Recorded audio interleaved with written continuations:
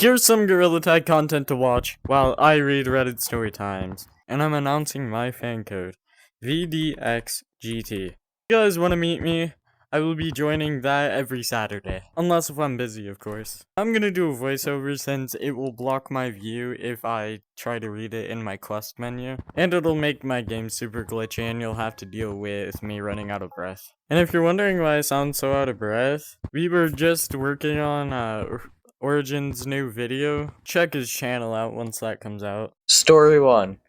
What's the creepiest display of intelligence you've seen by another human? This Reddit user says, when I was 12, my parents were fighting a lot and we were incredibly poor among the other issues. I would cope by riding my bike up and down the road while whispering my frustrations to myself in an hour-long vent. The downside is everybody probably thought I was crazy. The plus side is I was in great shape. I was doing this one afternoon when I saw an old man whispering to himself by his mailbox. He was careful to make eye contact with me, and he made sure his whispering was noticed. It was all deliberate. I thought he was making fun of me, so I pulled over to have a chat with him. Nobody really paid attention back then, good or bad, and this old man asked me why I wouldn't perform my daily ritual. So I gave him a vague answer like trouble at home, and he asked a few mundane questions like, where would you like to move when you're older? Do you have any siblings, etc. And from a few questions, he sized me up immediately and knew everything about me. He deducted that I was homosexual, which nobody knew. At the end of all of it, he gave me very sagely advice, I don't know how to pronounce that word, and recommended I find a creative outlet. I'm an artist to this day. The strange part is I never saw him again. Nobody at that house recognized him from what I described to them. Wow. Anyways, moving on. Story 2.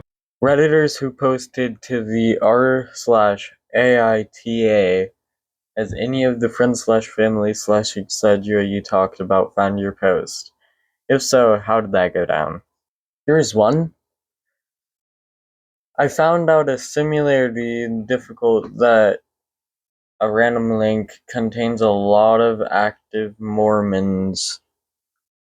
My stepfather, who is insanely devout Mormon, I don't know how to pronounce any of this, was apparently active on there and found my post. My username and current email were the same at the time. He barged into my own house unannounced and screamed at me about it. I didn't live near him, and mind you, he attempted to make some kind of lunge at me, but I moved. Grabbed a crowbar, he left, but not after shouting about Satan possessing me or some fake Mormon crap. Missionaries came by a month later. I told them to leave immediately, but they insisted on talking to me on the behalf of my father. I told them I'm calling the police. They left. If I ever see my father again, I will break his legs for the hardship he's caused me and my mother. He fled to a country, I don't know how to pronounce it, about 3 months after this exchange for criminal tax reasons and possible NSFW allegations that never made it to court. There is no telling what violent acts I would be capable of if I ever see him again. I'm sorry, he might have done what? Those allegations are what? Anyway, this is story 3. Reddit, what is your most disturbing, scary, or creepy real story? Okay, this one's a long one. About 2 years ago, I was driving home from a family reunion pretty late at night. And the drive was about 2 hours. I didn't stay the night because I had to be back for work the following day. Most of the drive was on roads with dense bushes and trees on either side. The real creepy one, you see a lot of movies. Anyway, I had been driving for about 45 minutes when I was starting to get really tired. You know how sometimes you just suddenly become really tired out of nowhere? Well, yeah, that happened to me. I knew I wasn't gonna last, but I didn't come across any place that I felt that I could park and safely sleep. Anyway, it became clear to me that I wasn't going to be able to find a place to pull up, and my tiredness wasn't going away. I did something very questionable. I pulled over to the side of the road onto the grass behind some bushes to try to hide my car from anybody else who is going to come past. I came across another car every few minutes or so. I made a mental note that the time was 11:22 and then fell asleep. Sometime later, I was awoken by a scratching sound. I looked at the clock, 11:50. The sound stopped after a few seconds. And because I was still extremely tired, I didn't bother looking around and simply went back to sleep. I was later awoken by the same sound. It was now 12:40. This guy's having a rough sleep, bro. This time it really freaked me out because the sound didn't stop. The thought ran across my mind that it was just an animal inspecting the car and just managed to catch a glimpse of something running in the forest. Now, at the time, I thought it was a damn killer. You know, the one that scratched that couple's car and then slaughtered the guy that got out to investigate? Of that, I thought to myself. So I got the hell out of there.